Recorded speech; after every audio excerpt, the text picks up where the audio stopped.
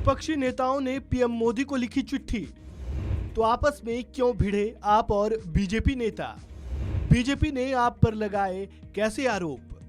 चरित्र दागदार तब भी था, दागदार अब भी है। जो कहती थी कि भ्रष्टाचार के आरोप लगते ही त्यागपत्र दे देना चाहिए, जांच बाद में होना चाहिए, वो आज कहते हैं कि जांच भी नहीं होनी चाहिए। कि हमारा देश आज भी एक लोकतंत्र है, लेकिन इस लोकतंत्र की जो बुनियाद है उसे लगातार हिलाए जाने की कोशिशें की जा रही हैं। जो भी विपक्षी दल मजबूत होता नजर आता है, ईडी सीबीआई उसके घर पहुंच जाती है, उसे दबोचकर जेल में डाल देती है। देखिए, देश के 9 बड़े विपक्षी नेताओं ने, जिसमें 4 सिटिंग चीफ मिनिस्टर्स हैं, 4 फॉर्मर चीफ मिनिस्टर्स हैं और एक सिटिंग डिप्टी चीफ मिनिस्टर हैं, इन 9 बड़ी हस्तियों ने आज माननीय प्रधानमंत्री जी को एक खुला पत्र लिखा है और उस पत्र में ये बात पूरी मजबूती से माननीय प्रधानमंत्री जी के सामने रखी है कि हमारा देश आज भी एक लोकतंत्र है, लेकिन इस लोकतंत्र की जो बुनियाद है उसे लगातार हिलाए जाने की कोशिशें की जा रही हैं। कैसे आज अपने सियासी प्रतिद्वंद्वी पर सीबीआई ईडी का प्रहार करके, तमाम एजेंसियों का प्रहार करके उन्हें पकड़ पकड़ के जेल में डाला जा रहा है। और ये किसी एक पार्टी तक सीमित नहीं है, तमाम पार्टियों के जो भी विपक्षी दल मजबूत होता नजर आता है, ईडी सीबीआई उसके घर पहुंच जाती है, उसे दबोचकर जेल में डाल देती है और फिर महीनों सालों उसकी बेल नहीं होती। इसके साथ साथ ईडी सीबीआई की कार्यप्रणाली पर भी एक बहुत बड़ा प्रश्न चिन्ह है। आपको जानकर अचंभा होगा कि पिछले 9 साल में सीबीआई ने जितने मुकदमे दर्ज करे, उसमें से 95% मुकदमे देश के विपक्षी नेताओं पे दर्ज हुए। एनडीए यानी कि प्रधानमंत्री मोदी जी की सरकार के दौरान, यानी कि 2014 से लेकर आज तक 3000 से भी ज्यादा जगहों पर रेड करी।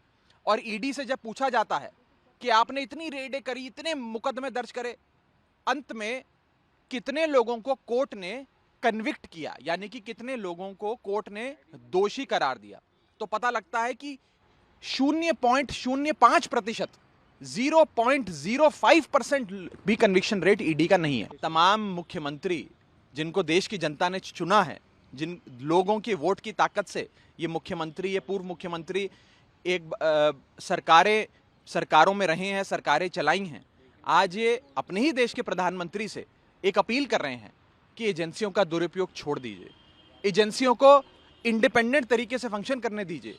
और ये वही पार्टी है जो कहती थी कि भ्रष्टाचार के आरोप लगते ही त्यागपत्र दे देना चाहिए, जांच बाद में होना चाहिए, वो आज कहते हैं कि जांच भी नहीं होनी चाहिए।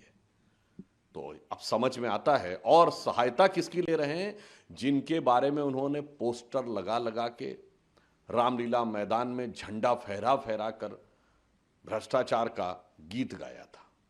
तो इससे बहुत स्पष्ट हो जाता है कि आज की यह वो पार्टियां हैं जिन्होंने संवैधानिक पदों पर बैठकर भ्रष्टाचार को अपना अधिकार मान लिया था और आज उस अधिकार से उपजा हुआ अहंकार इस सीमा तक पहुंच गया है कि वो जांच से भी इनकार कर रहे हैं।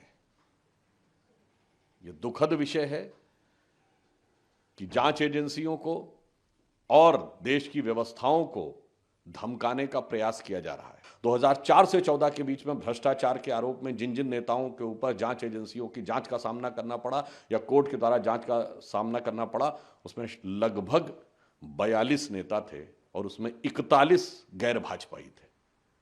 उस समय कौन था? अर्थात आपका चरित्र दागदार तब भी था, दागदार अब भी है। केवल उस दाग से देश के लोकतंत्र को मुक्त करने के प्रयास के विरुद्ध आप हाहाकार कर रहे हैं। दिल्ली की एक्साइज पॉलिसी का मामला अपने आप में एक अद्भुत मामला है।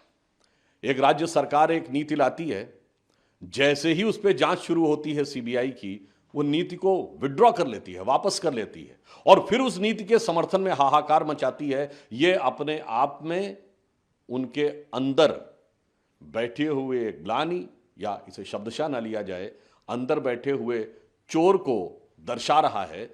इससे तो मुझे वही पंक्ति याद आती है, इसको मैं कैविएट लगा के कह रहा हूं, मैं शब्दशः नहीं, क्योंकि वो तो अदालत तय करेगी। मगर हिंदी की बड़ी प्रसिद्ध कहावत है कि उल्टा चोर कोतवाल को डांटे।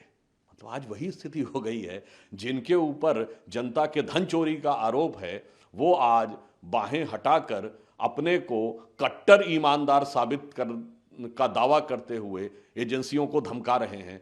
तो हिंदी की वह उक्ति उल्टा चोर कोतवाल को डांटे बिल्कुल इन पर अक्षरशः चरितार्थ होती है।